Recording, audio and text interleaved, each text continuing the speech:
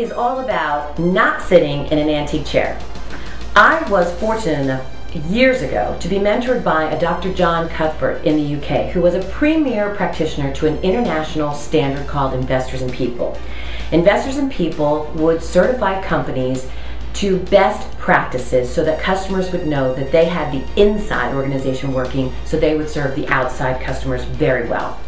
I was the first person in the United States to be certified to this standard, and Dr. Cuthbert was the one to do it. It was grueling. It was very tough, and I stayed at his home and I was taught at the same time. I passed. Lots of story there, but I passed. As the day came of getting my certification, Dr. Cuthbert threw a party in my honor. Lots of people from Investors in People London were there, and it was this very big, fancy shindig.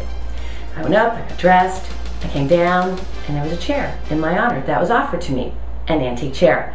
I went to sit in the chair. I'm handed a glass, crystal, of red wine. As I sat in the chair, in slow motion, the chair collapsed underneath me, fell, broke into a million pieces. The glass up in the air, the red wine down on my face, off of my nose, crystal glass breaking everywhere. I'm on the ground, I'm down. I get up. Everybody's, oh my God. I went upstairs and I had two choices at that moment. I stay in that room and I hide, or I come back down, change, dignity, shoulders back, and try to regroup. Nonetheless, I came down. I did it.